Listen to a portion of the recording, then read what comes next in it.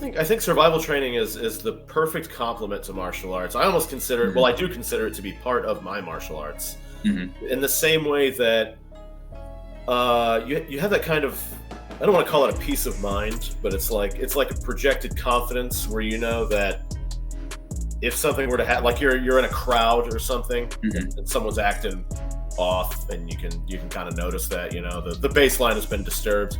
Yeah. And in the same way that you have that kind of like that feeling of, okay, well, as much as any person could handle this situation, I'm confident that I could handle it. It's like a capable aura. Yeah. You're like, I'm confident that I can handle this to the degree that anyone else skilled could handle it. Because you never know truly what's going to happen. But warriors, come out to play.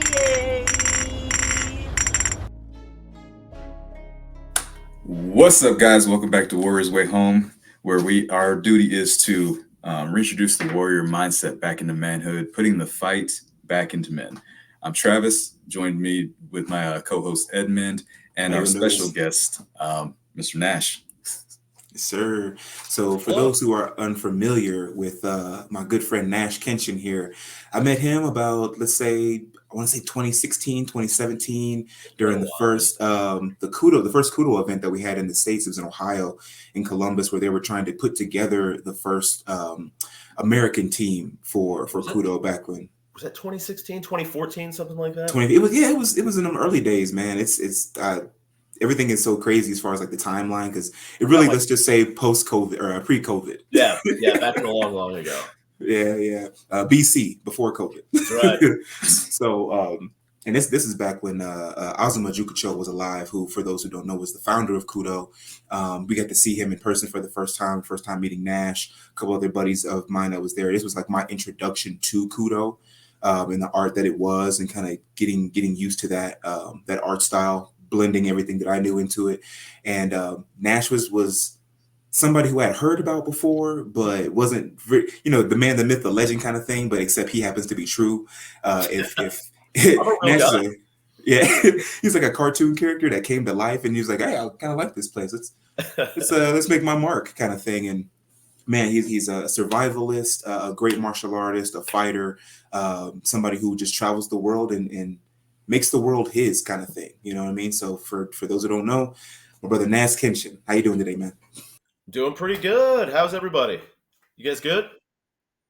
Got some chatting before the show. Yeah, I think the first time Azuma Juku came to the States was like 2011. Was the very first time he came, and I met him then. I think JD was there too. I don't remember, but it was a good time, and I was really excited to meet him. And it was my first time doing Kudo. When I lived in Japan, I was doing Kyokushin, or I still practice Kyokushin as well, but I would do like university demonstrations with the Kyokushin team from the Shinjuku dojo where I trained.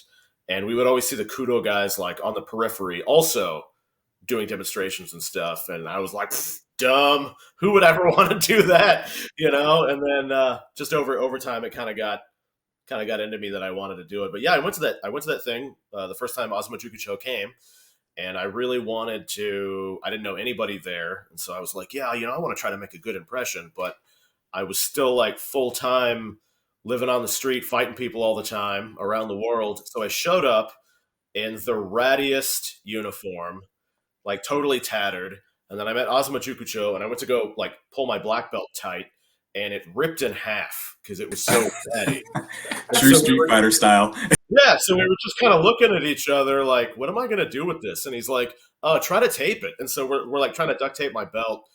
And I was like, yeah, I guess. And then it was still kind of floppy. So like by the time the training started, my belt had duct tape and staples in it. And I'm just like all tattered up. And, I've got my white duffel bag that I take with me everywhere that my grandfather gave me from World War II. Nice. Because he was in the Navy. So I take that everywhere. And so I just look like just the dirtiest, fightinest dude. Like if you ever saw the Sonny Chiba movies where he was Masoyama, and he like comes down from the mountains and just shows up, and then the Ronin from the woods. Yeah, right. And then so we go to you just had a rope. Yeah, we go to do drills and stuff, and the first guy I pair up with, we're like moving lightly, and I go to do like a nice light head kick, And this guy walks right into it and gets knocked out. So I'm like, oh my God, oh no, I knocked this dude out. We're just drilling. So like I kind of like escort him to the side and set him down, get paired up with the next guy. We're moving around, and he winds up banging into me and like gets all bloody, and I like put him to the side with this other guy. And then the third guy was like an So older, you're just stacking them in. He's stacking like an them older guy. He He was like almost 60 years old, and I go to do something, and he turned into my kick, and it was like a ball of the foot roundhouse kick, and he turned into it, and I knocked his 2 front teeth into the back of his head. And I was like, oh, get in the pile. And so by the end of this thing, I had like a pile of bodies. And I was like, oh my God, like no one is going to want to play with me anymore. Back to the woods. I'm this guy. Yeah, I'm this guy. And then This is why we don't bring you outside. Azuma Jukucho came up to me and he started talking to me, and he really took a liking to me. He's like, hey, you got great technique. I loved how you destroyed all those guys. I love how you destroyed all my students. Yeah, and I was like, all right. So yeah, that was my introduction to it. And he was a super nice guy, and everybody else there was also super nice. And so we kind of gelled, but it was wild because it easily could have swung the other way. You know, it wasn't my intention to hurt anybody, but sometimes, every time, there's probably someone's getting hurt. But It reminds me of like Jackie Chan, like I don't want any trouble, and he beats everybody's ass. I am so sorry right now. But yeah, so you're a world traveler, I would say, a survivalist, somebody who is willing to just kind of wherever the wind takes you, that kind of adventurous spirit that I feel like a lot of men would want, but don't have the ability to kind of tap into.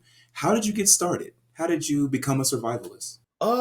So it was almost like it's probably the natural progression that most people go through, but it's definitely like the wrong way to do it. Like backwards is the wrong way to do it, but through necessity. So before the show, we were talking about how as a child, you watch like one of my favorite that's my joke is that like, oh, my favorite documentary is Bloodsport, which based on a true story, and that Bloodsport and kickboxer. Oh yeah, that's right. Yeah. It's based on a true story, in that it is true that somebody told that story one time, but it's not. That's about where it stops. Yeah, exactly. Exactly. But you're a kid, you're watching Bloodsport, and you're watching Indiana Jones when you're me, and so I decided, like, how little kids want to be dumb things when they grow up. Like, I just from a very young age was like, I want to be Kung Fu Indiana Jones. I want to be the karate Fonz, like I want to be this guy. I thought you were about to break into a song like I want to be the very best. No one ever was. Right. And so I was introduced to martial arts at a young age and just fell in love with it. But I had this idea in my head that I was like, if you want to know the real stuff, you've got to go to China or Japan. Like that's where the real stuff is. Like how am I going to vaporize a brick without touching it? Unless I go to China or Japan or whatever. So all through high school, I'm thinking about how I'm going to do this. And I decided that I was going to go to the Shaolin Temple and steal their ancient Kung Fu secrets. So like all 17 years old people do, I'm trying to figure out how to do this. And then a buddy of mine casually mentions, hey, I know a guy who is a king crab fisherman. And he makes like $40,000 in a few weeks. Why don't I give you his number? And so this was back in the long ago before social media. So this guy gives me this guy's number, and I call him up, and I'm like, hey, I'm Nash, and I hear you make a lot of money on a crab boat. And this was before the Deadliest Catch or whatever that show was. So I didn't know it was the most dangerous job in the world, including no parachute paratroopers and all this. And so I call him up, and I'm like, yeah, is this true? You can make all this money? And he's like, yeah, man, I've been doing this for 5 years, for 5 seasons, and I make so much money, and I'm good with the captain. So why don't you just finish up high school or get done with high school or whatever and give me a call, and I'll get you on one of these boats. And I said, all right. So at 17, I just rock up to the airport, and I'm like, one-way ticket to Alaska. And I fly to Anchorage, and I land in Anchorage, and then I'm like, oh, I don't know where I'm going or like what I'm doing. So I called this guy from the payphone in the Anchorage airport, and I'm like, hey, it's Nash. And he's like, oh my God, thank you so much for calling. The economy fell through. Everybody's lost their jobs. There's no more boats. I'm sleeping on the floor of this electronics store eating peanut butter out of a jar, just trying to scrape up enough money to get out of here. Whatever you do not come to Alaska. And I was like, I'm already here. I'm already here. And he's like, oh man. And he's like, okay, well, there's an island that might have some boats. It's called Kodiak Island. I give you directions to it. When you get there, you can climb up on this mountain and camp while you're looking for a boat. That's what I used to do. I'll give you directions to the mountain I slept on. And you can look for a boat there. And I was like, all right. So I went to the airport and I was like, one-way ticket to Kodiak Island. Paying in cash because I'm 17 years old.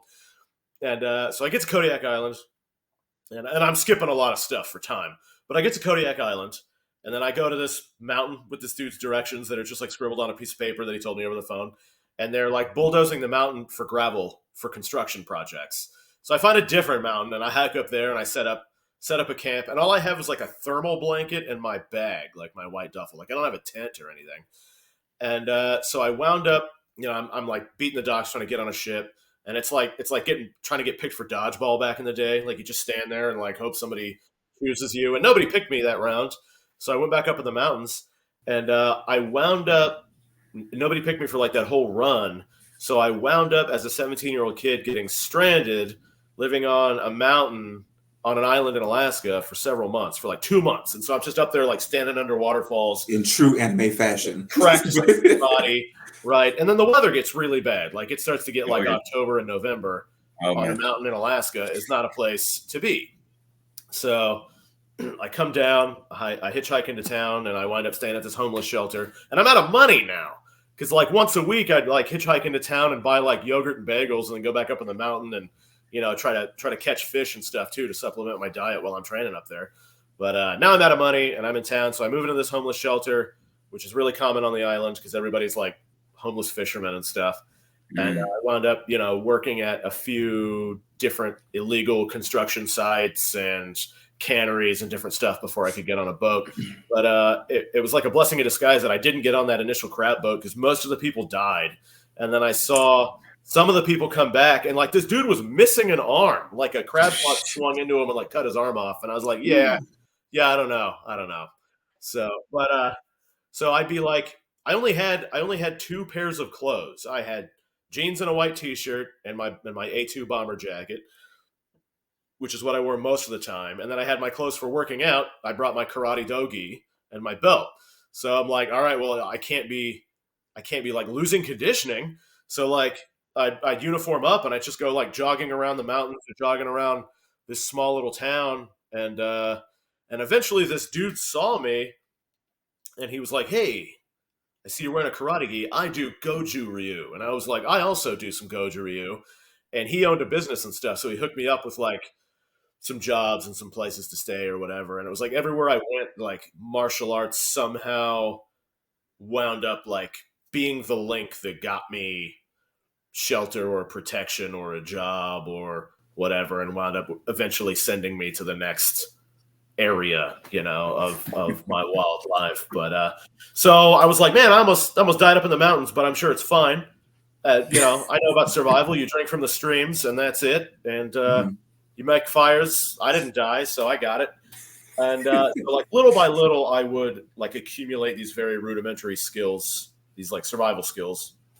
And then in like 2017, so I'm like, for years, I'm picking up little things here and there, like tips and tricks, but I was never like formally educated in the survival scene at that point. In like 2017, I want to say, I was in Argentina climbing Aconcagua, the highest mountain outside the Himalayan range. So the highest mountain outside the Everest range is this mountain. And I decided I was going to do it with no guide, no team, no support. And I was like, yeah, I got this, but I didn't. And I still made it, but it was only because of like incredible luck, good and bad. Like I wound up getting all my rations stolen multiple times by mountain bandits. And so you were just out here living this Ryu life then. Oh, I told you, bro. This is for like real life. For like 25 years, man. I've been because that was the thing. I was like, I want to climb this mountain. People were like, why do you want to do it? I'm like, I hear it's supposed to be very difficult. So that's why I want to do it. but it's Mhm. very difficult, but it's the least technical. So at the Yeah. time, I didn't have like high level mountaineering skills. So all you really need is that like embrace the suck, slog through it mindset. And I was like, that's perfect for me. This will be my spiritual training. I'll just grind through it. And that's kind of true, is what it takes. But you also need like people watching your back. So I got all my stuff stolen. And then when I finally made it up so high, the human body doesn't handle being up at 5,000 meters or higher for very long because of the pressure changes and everything. And I wound up getting stranded at 6,000 meters. And this blizzard came in and trapped us all there and like destroyed my tent and all this stuff. And I got all my food stolen again. And I decided that like I didn't come all that way to fail. So I was going up. So I start going up, and this blizzard blows in like 300 meters from the top, and I duck into this cave, and I just get stuck. Like there's this special weather that only exists there that they call the white winds, and it's all green lightning and sideways snow. And I was like, man, you can't see anything. And I was like, I'm gonna die up here. Like I'm gonna freeze to death in this cave, or I'm gonna go out there and get hit by lightning, or I'm gonna wander around and fall off the mountain because you can't see, which is how it winds up. I think it's the one that kills the most people every year of the 7 summits because people underestimate it because you don't need technical skills. And I was like, yep, that's going to be me. I'm definitely going to die in this cave. And then a mercenary team found me. They were on a training drill and they were coming down. I came into the cave, and it was this white American dude like leading this mercenary team of Argentinians, like training them. And he's like, what are you doing? And I was like, I guess I'm dying here. And he's like, well, Just hanging out, Yeah, just chilling. What are you doing? And do some push-ups, yeah, whatever. Trying to get fit, Just another day. And he's like, yeah, we're on our way back down to camp, and we've got GPS beacons to like get through the storm. You want to come with us? And I was like, one extraction, please.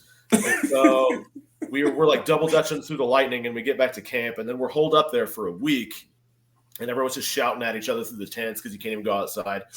And then when the storm finally broke, we're talking, and I was like, yeah, I'm out of food, I'm out of all this stuff, but I'm going up. I'm doing it. And this dude actually used to work security on one of the Alaska reality shows. Mm-hmm. And he was telling me how dumb and helpless all those people are in real life. And he was like, they're only alive because teams like me keep them alive. And I was like, yeah, that sounds right. And I was joking about how dumb I am. And he's like, no, you just do dumb stuff, but you actually plan a lot and you have a lot of stuff. And he's like, I don't know, I kind of like the cut of your jib. He's like, we buried a cache of supplies not too far from here. I'll give it to you since we're leaving. Hey. You don't need it. So it had food and fuel. So I got that. And then I wound up making a second summit bid. And on my way up, same spot where the storm blew in, 300 meters from the top, my goggles get sucked off my head. And I was like, I'm not backing down. And so for like 2 hours, I'm getting bombarded with like raw cosmic rays that are bouncing off all the snow and everything. And then right before I get to the summit, I see this guy that's coming down, and he's like, what are you doing, dude? You're going to go blind. And I was like, oh, I didn't come up here like this. This has only been like 2 hours. And he was like, take these extra goggles. And he gave them to me, and I made it to the top. And as I'm going down, I went blind. I burnt my eyeballs. I was fully blind for a week. It was wild. Yeah, and terrifying. So obviously, guys, we're gonna definitely have to do a part 2. I got a lot of stories. Yeah. So anyway, 100%. Because I get the feeling this story takes some twists and turns. It does. But the end of the story is after that, once I healed up and I escaped South America, I decided that it was time for me to get like formally educated in my survival training for like expeditions and stuff like that. So I went through several formal survival trainings after that. I have done some stuff with the solo organization. I'm a wilderness first responder. I did some stuff with Sigma 3. I went through their instructor's course. They're supposed to be one of the best SEER schools. Done some stuff with Knowles, National Outdoor Leadership School. I was ranked top of my group in Knowles, Australia, and led some expeditions out there. So basically how I got into survival training was necessity. Basically, stuff kept happening, and I was like, I'm not skilled enough for this. Well, most people aren't. It's like if we really look at it, and something Edmund and I've been talking about, I was like, man, we need to do some survival training. It's like because martial arts is great and everything like that, but in scenarios where shit goes real wrong. I mean, even like, some of the storms that have happened over the last couple of years in Texas with the freeze they had there, a lot of people just didn't know how to cope with, it's like, how do you even start a fire with with no gas or anything like that? It's like, people didn't have food stored. Um, Basically, a lot of times if a grocery store is not open, people are going to starve to death in a lot of cases. And especially now, it's not one of those things that it's stuff that I've never been taught. It's not like I grew up and was like, we're gonna go camping. It's like I didn't go camping till I was a teenager with a bunch of friends, and it was like, but it wasn't like, yeah, we're gonna throw you in Boy Scouts so you can learn all the survival. It's like, no, it's like a lot of guys aren't taught that, part of things. So it's like, so when stuff happens, just like with martial arts, a lot of us don't know how to react, don't know how to make it, and probably won't survive in real situations, because we're just not challenged like that these days.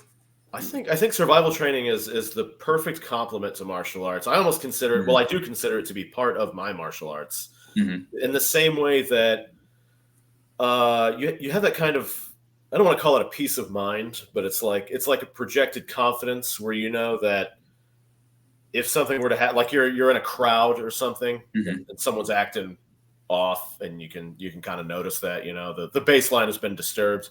Yeah. And in the same way that you have that kind of like that feeling of, okay, well, as much as any person could handle this situation, I'm confident that I could handle it. It's like a capable aura. Yeah. You're like, I'm confident that I can handle this to the degree that anyone else skilled could handle it, because you never know truly what's going to happen, but you can prepare for something, and it's like it gives you that same kind of feeling, but instead of in a human interaction, it's in a survival-ish situation, either wilderness or urban. Like, what if I survive this plane crash or boat crash and there's nothing and no one around, or what if the entire grid shuts down, there's no more power, there's no more water, like what comes out of the tap is toxic, which has been happening more and more recently due to cyber attacks. The water filtration plants have been turning toxic, or even just during COVID when the shipping routes went down. There was backlogs of there was backlogs of containers coming in. So you would notice in the grocery store is like they have a lot less stuff on these shelves than they did a couple of weeks ago. Is like how do you maintain your sanitation when toilet paper no longer exists? Do you know what to do? Like how far out and what to do? Everybody's got to poop, man. But like if you do it wrong and you do it on the wrong spot, you're going to ruin a lot of stuff. So like stuff like that. This is true. Yeah, man. So we talked a little bit about it. How did you get your start in the martial arts? It sounded like it was definitely an interesting story. So I definitely wanted to share that with people, because I think a lot of guys have a very similar story, but might not have had some of the access to some of the things that we did. Sure, yeah, it's like we were talking about earlier. So I was pretty young initially. I was living with my mother. It was a bad area, and it was just the two of us. And she's a very tough, capable lady, but like all tough, capable people, they always strive to like gain new skills or better their skills. So she was seeking out this dojo, or a dojo, and she found a dojo to train at, to kind of feel more confident and get stronger. And at the time, this was back in the day, as we were talking about, there was no women's classes, there was no kids classes, there was no beginners classes. There was just, you showed up and you could either handle it or you couldn't. And so she showed up, tough lady that she was, but didn't have anywhere to take me. So she took me too, as a dumb, like 4 or 5-year-old kid. And so I don't know what's going on. I couldn't handle it because, I can't follow directions. I don't know what's going on. So the punishment back in the day was just push-ups. Just do push-ups. So I just wound up as like a 4-year-old kid, just needing to bang out push-ups. Getting like really good at doing some knuckle push-ups. Oh, that's right. Back in the day. And I took a liking to it for whatever reason. Bloodsport was popular. Ninja Turtles were cool. Like everybody was doing martial arts. Okay, pause real quick. Sir. This will tell me if I like you or not. All right. What Ninja Turtle did you want to be? I knew that was coming up. Oh, Leonardo. There you go. Raphael. Okay. Michelangelo. Really? Perfect. Yeah. Nerd. Hey, Michelangelo's a party dude. I know, but yet he was like an idiot savant. He was like the genius because he didn't like try, and he was just exactly. everybody else. He was just like eating pizza, doing nunchucks, and I was like, I was like, see, that's how I wanted to flow naturally like that's your life. Where I'm just talking to people like, tomorrow I'm just gonna go camping and whatever. Right. I forgot I was even doing this. I didn't even forget. Forget. Where these nunchucks come from? Driving and doing nunchucks Oh man. Yeah, Leonardo all the way, the leader, the guy who took it serious, like the most serious, and that was always me.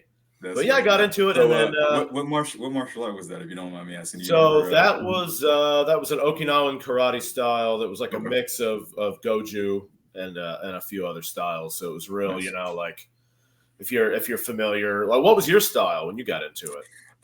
So when I was a kid, I started in freestyle karate. Then after that, it was Taekwondo for probably about a year.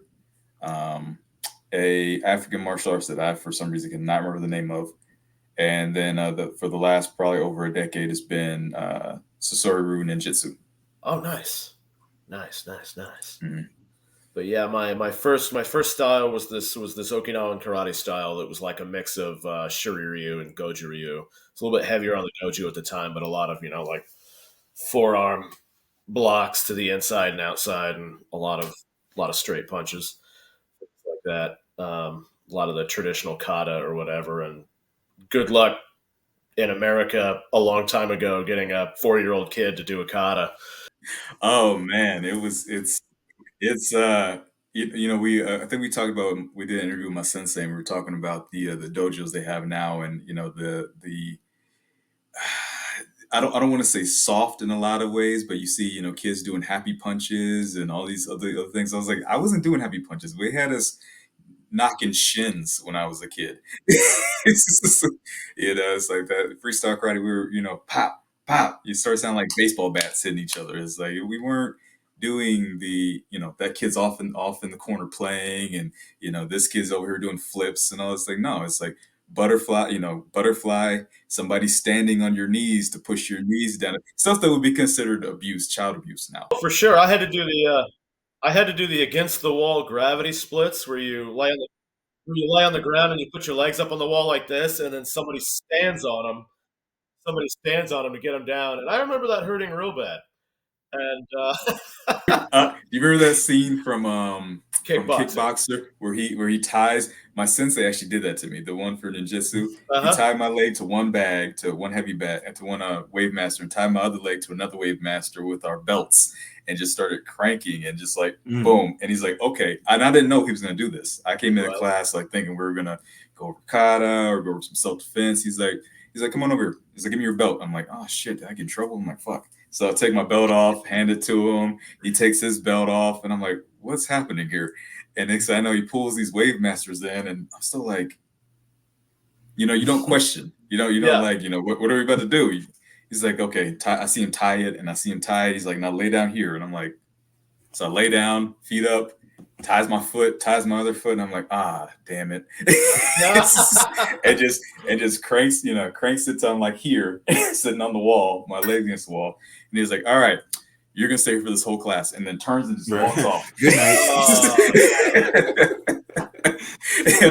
And I'm sitting there like he took a break from teaching everybody. So I'm just sitting there watching everybody else behind me, watching class. And about halfway, he comes up on a break, and he's like, how you doing? I was like, it's like, this sucks. But I was like, so why are we doing this? He's like, oh, you're not flexible enough. I noticed it last class when you were kicking. Yeah. And then just turns and walks off. And I'm just sitting there like, man, yeah. So yeah, you just give me flashbacks just now. Yeah, and like I don't know, like that probably is some kind of abusive, but but I'm paying for it at the same time. So yeah, right. I was like, yeah. When I was signed a waiver, I'm paying for this, and I signed the waiver. When I was a kid, my mother was tough as nails. And everybody always used to joke that she was Sarah Connor from Terminator 2. And like that's kind of how I came up. And then when I was a little bit older, I got to live with my grandfather, who's a World War II vet, who was also not any kind of a chump. So like in my head, that was just how things were. Like you just didn't, like I didn't know that there was not that. So, you know, you show up to a dojo or whatever and you're like, yeah, this is just life, I guess. Right. There was nothing else to teach you, you know, that it's like, oh, you mean not everybody? Like I didn't realize the whole, even just the standing on, you know, your legs to work on your splits thing. I didn't know people didn't, that wasn't a thing for everybody. I thought everybody was doing that. Yeah, me know? too. So you're a kid and like you see the adults doing it, you see the kids doing it, and they don't make a big deal about it. And you see parents watching this. You know, so we're talking the 90s. So parents are just sitting there watching their kids, you know, get stood on in class. So you don't think anything of it. You know, you're just like, oh, everybody's doing this. And then you get older and start talking to other people in different dojos, and they're like, you did what? And it's like, wait, you didn't have to get tied, you know, kickboxer style. And all this, you know, you didn't have somebody while you're doing splits pushing you down to the ground. You weren't cracking shins. You weren't doing that. You weren't just routinely. You never got beat with bamboo. Yeah, exactly. That reminds me of. I love that you guys are kind of bringing those up memories, because when I got started in Muay Thai, like I had started with kind of boxing first to lose weight, and then my friend was like, "Oh, you should use your legs too," and I was like, "Why would I ever need those?" Now I'm like, kicking is my favorite thing to do. Yeah. But I started at a Muay Thai gym, and at one point they got this like big beam kind of, you know, when you walk into a gym, there's like the line of bags. Yeah. So we had one of those, but on the very end of both sides were just the metal poles. And he would wrap those metal poles in like the paracord wire, and maybe a very thin layer of like mattress stuffing or something like that. Yeah. So, but he didn't tell us that one side was just the paracord in the metal, and one side had the little cushion. You know what I mean? So, by the time I got to the point where I could kick just the metal part, it was my favorite thing to do. Like I remember my Muay Thai coach telling me that he would show us his shins, and he was like towards the bottom where your ankle is, and kind of like just above the just like that real fine part of the shin. Mm-hmm. He was like, you see I have a dent in here, right? And I was like, yeah, I was going to ask you about that. Have you got that checked out or anything? He was like, no, I put that there. When you kick long enough and you have that small indentation, he was like, this is how you can find a really good kicker. If their shin is like bent in just a little bit to the point where it's noticeable, they've kicked a lot of like, you know, they've done a lot of conditioning and iron bone. So I heard that and I was like, well, I want dents in my shin. So I just every day kicking that thing 100 times a day. And I fell in love with it because you fell in love with the ringing of it, the fact that you could feel the rest of the poles and everything shaking. And it's like, oh, I'm actually getting strong. This feels good. So it's like, but yeah, you know, the vibration feels good. Yeah. And not everybody feels that, you know what I mean? Yeah. So it's like when you say these crazy type of training things, it's like, those are the things I miss. Because, you know, we put our bodies through a lot of, you know, conditioning throughout this whole process. And you feel better for, you know, years down the road. But when you're doing it for the first time, learning how to get those like hematomas and kind of those bruising out so it doesn't like cause internal damage, but it heals correctly, you wouldn't think you'd miss that. You know what I mean? It's crazy what you end up missing. You got a yard, right? You could post in your yard. Have you? Yeah, I got my Makiwara that JD gave me back before he moved from Ohio over here to Colorado, but I haven't had a chance to like set it up yet in the gym where I'm at. Yeah. Have you seen my big telephone pole that I've got?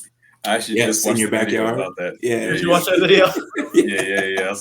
I was jealous of that. Honestly, I was like, you know, so but the place I'm probably looking at moving to has all these trees, so I think I'm just gonna wrap one of the trees and just go to town. So talking about trees, and you mentioned kickboxer earlier with the splits thing. There's a scene in that where he's like kicking this banana tree. Yeah, where he's knocking the banana tree. It's really dramatic. Mm-hmm. So the first time I was in Thailand, I was doing some Muay Thai and all this other stuff, and they've got banana trees everywhere. And I found a really good one, and I was like, I'm gonna kick this banana tree down. And I'm like shin kicking this tree, and then I kicked it right in half. And it turns out that banana trees are really soft. Yeah. And I was so sad because I love bananas. And I was like, this was nothing. All I did was kick bananas out of the world. I killed them for no reason. I gained nothing from this. I'm so sorry. And they're probably out there. They're probably watching like, why is he killing our bananas? What is he doing? Guy. And then I later learned that banana trees aren't even trees. They're grasses. They don't have trunks. Their trunks are just folded in. They're like, go give him a baseball bat so he can stop kicking Yeah, at they're like, trees. this is a weird guy. Did you watch my killing our bananas? Did you watch my my video where I explain like what my deal is? My like That one I didn't see. I don't think I saw that one. It's like the intro video to the YouTube channel, but it's like 2 minutes of me talking about what my deal is, and then like that 8-minute highlight reel. If you haven't watched my 8-minute 20 years of nonsense highlight reel, you totally I love it. We'll definitely post it in the description of the video. Actually, hang on. I'm drinking from a bottle here. You just go. I don't know if you can even see that. Yeah. I told you he is his own cartoon character. Like, but so kind of getting back on track with the survivalist stuff, because that's So kind of bringing up your highlight reel. 15 minutes left, guys. Okay. Speaking about your highlight reel, that's how like I said, I'd heard so much about you before. Then getting to meet you was like with a great experience. Like you said, you came in knowing. And like you were kind of prepared for anything. So when you came into what was it, last December for the Kudo training camp, they made you the interpreter, and I was like, oh, we don't know how that's going to go, but like you stepped into it flawlessly. You were perfect while you were kind of explaining everything. And with Kenichi Osada, who is the head of Kudo right now, like. And first of all, I know that's a stressful situation to kind of have the head guy of this sport and having to interpret everything for him. How did you get to the point where you could, because that's what kind of brought me like, oh, we should do an interview for him, to one, come here with the expectation of just to learn, but then stepping into more of a senior leadership role throughout that whole thing. What's the mindset behind that, just to be able to step into whatever situation is sure. Well, at the risk of like just sounding like an AI vomiting out fortune cookie stuff. That's kind of just how I talk all the time anyway. So there's a quote from, I think it's Aristotle. I'll have to check it out, but it's something along the lines of greatness and excellence aren't qualities, they're habits. So you have to constantly choose. You aren't great or excellent, you choose to do great or excellent things, and so it's like every moment is like you're choosing to be more now than you were before. The Miyamoto Musashi quote: "Today is victory over yourself from yesterday. Tomorrow, victory over lesser men." And so along that line, different like military agencies and survival agencies. I also teach for the community emergency response team over where I am. And people whose job it is to know these things have said repeatedly that rarely do people rise to an occasion or a challenge. What they normally do under extreme stress is they fall down to their highest level of stable training. So combining all those things, you practice being some kind of a leader or rising up or doing those things, and like no one's ever fully prepared for like anything, I feel like, or maybe that's just me, but you prepare as much as you can, and then the rest of it is just mindset. You're like, this is happening, and so I can choose to react to how this is happening in any sort of way, but it's happening regardless. So I can either embrace it and try to come out better, reframe this as a challenge to gain a level in my own personal life, or I could just think of this as some kind of woe is me, what am I going to do situation. So like, as far as like leadership goes, I went through a leadership school, the National Outdoor Leadership School, Knowles, and they were really good at one particular thing, because they teach a lot of survival skills and they teach leadership skills as well. But the team that I was on, right, there was like 10 or 12 people, and we're rucking through the outback for a couple of months, the most dangerous part of the outback in Australia, and we're sea kayaking for weeks from island to island. And everyone in this group thinks that they're the top guy. And so you can't have a team of 10 or 12 all alphas leaders of the team, right? So you got a guy on there, he's like an Army Ranger. He's like, I'm the guy. And then you got a guy who he's in college and he's like the president of his fraternity, and he's like, I'm the guy. And then you got Nash, and Nash is like, I'm the guy, and all this stuff. I'm the guy playing the guy. Johnny Cage Nash is taking you down. Which, when I act, by the way, that's my credited name, Johnny Cage Nash. But yeah. So the thing that was really transformative, right? We're doing all these skills, and there's challenges and stuff involved, like teamwork challenges, and the like actual instructor, one of the survival instructors was an incredible lady who, she was the daughter of this guy who was like the recipient of the first heart transplant that lived or something. And it was supposed to render him sterile because of all the immunosuppressants. But he wound up having this girl, and she was not okay when she was born. She came out like basically allergic to everything, like borderline deathly allergic to everything. Like she can't touch plastic, or she has vomiting and diarrhea. She can't have regular water, or she has vomiting and diarrhea, like all leaves, salts, like everything, right? And she's probably only had like 3 hours of continuous sleep every night in her life for her whole life. Wow. And she's out here doing survival training, doing all this stuff. And like, you can hear her every night, you know, she'll get like 2 hours of sleep and then get up and have vomiting and diarrhea for the rest of the night.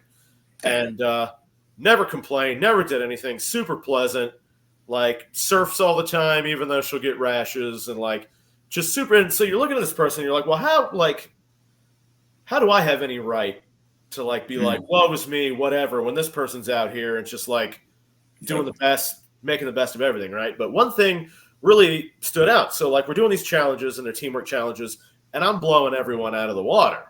I'm the guy.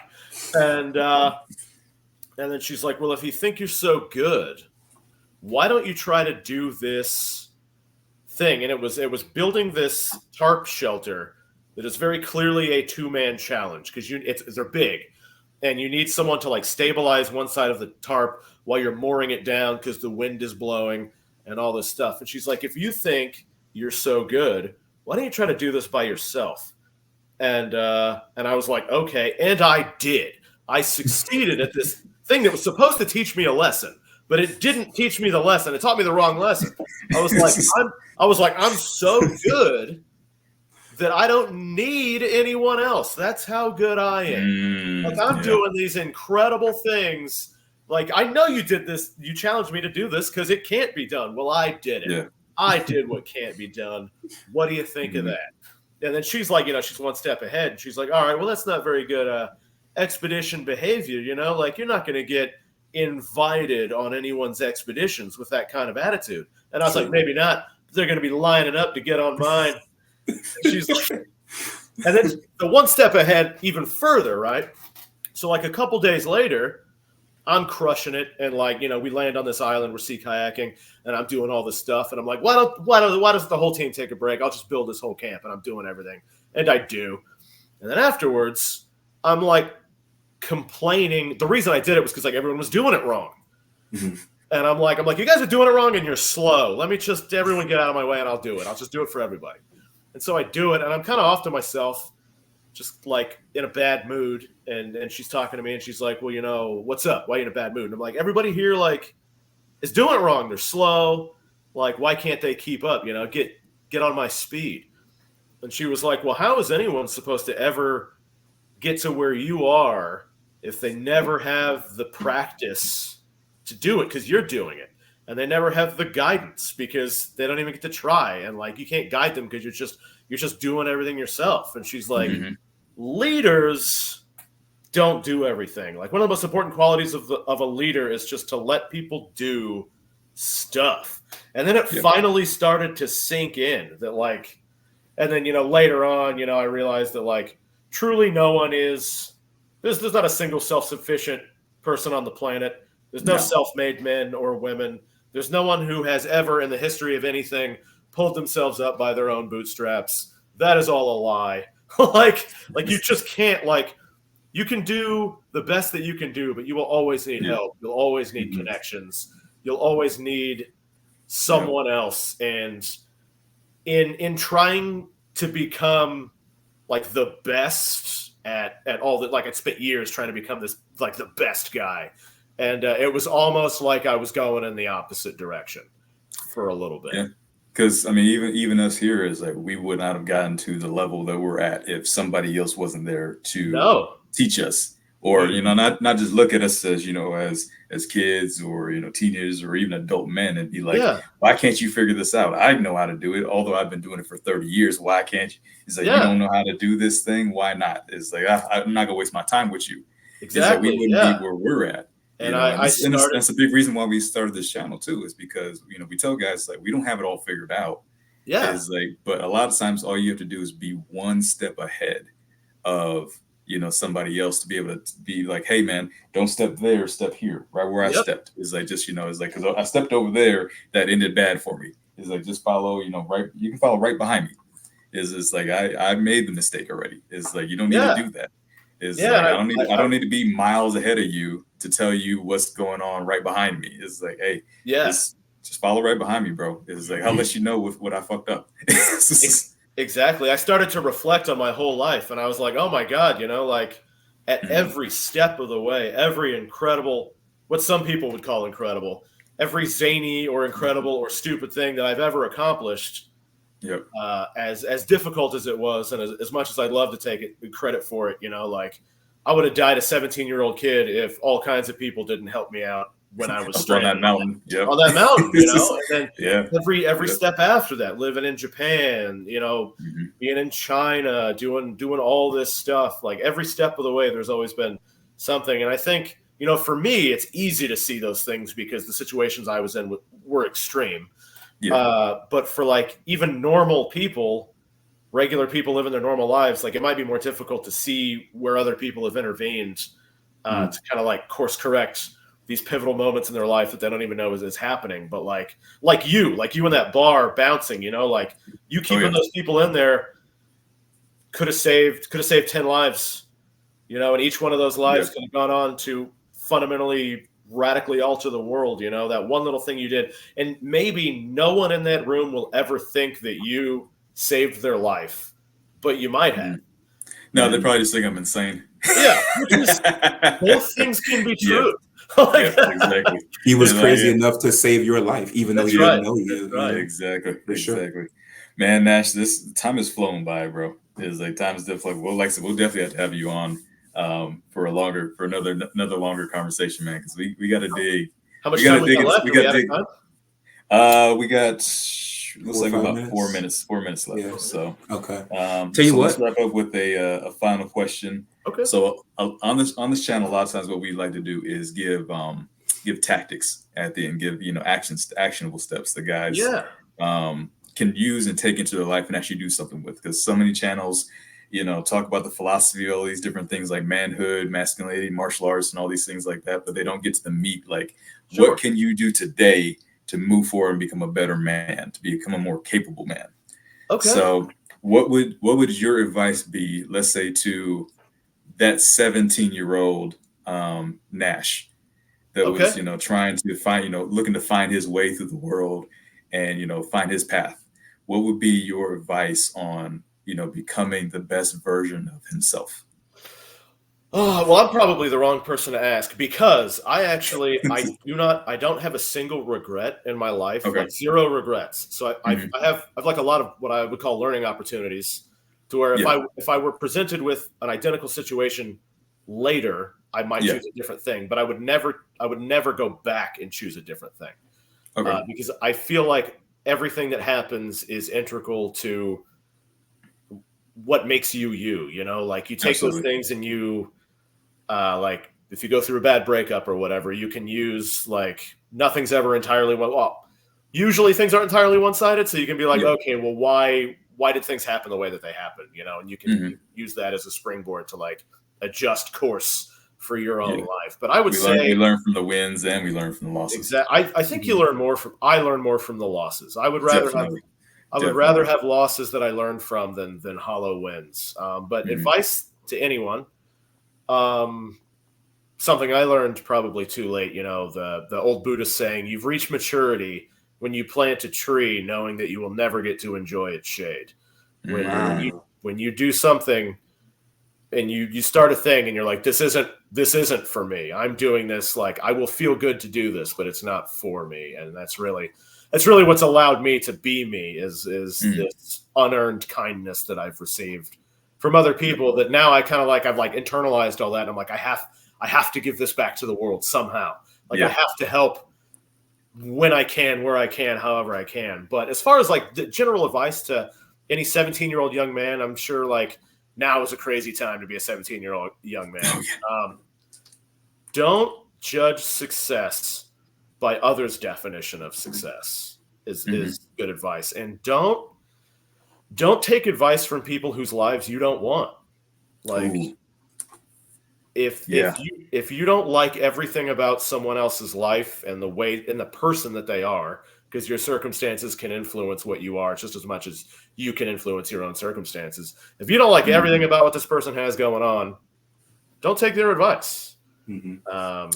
Absolutely, man. Absolutely. That is, I think those are two keys, man. I think everybody from young to, our age to older can take that and definitely do something with it, man. So I super appreciate it. Really appreciate you coming on, Nash. I love talking to you guys. This has been dope. I'd love to do it again anytime. Just let me know. Oh, yeah. For sure. You want to drop your socials real quick? We'll put them in the links below, but just in case you want to. So I even though I don't have a cell phone, by the way, but I do have an Instagram, if you can read this. It's Way of Nash on Instagram, all one word, Way of Nash. And then if you want to read about 20-something years of poorly written adventures, nashstyle.com, and there's a hyphen between Nash and style. So you can check all that stuff out. And just remember that the early stuff is written 21 years ago. And so the views and opinions expressed in those early things don't necessarily express my current views and opinions. People are not just allowed to grow and change. They are encouraged to. So, Absolutely. Told you didn't have a cell phone. Yeah, I don't have one, man. Which is wild. That's wild in itself. But yeah, guys, so thanks for joining us, man. We will definitely be dropping this here pretty soon. Like I said, we'll include all the links to so you can check out Nash and his lifestyle, and we'll definitely be having him back on, man, because he's this got interesting, man. This got deep, and I feel like the next one we're gonna go even deeper with some of this stuff. So yes, sir. But yeah, man, Edmund, why don't you tell them where they can find us, man? Yes, sir. So you can find us on Facebook, Instagram, TikTok. LinkedIn is coming shortly. I think we have an X account. You can also find us anywhere where podcasts are held, Spotify, Apple Music, all that good stuff. Our website's coming soon. And yeah, just thank you all. And just remember, it's better to be a warrior in a garden than a gardener in the war. Check you guys next time. Peace. Take it easy.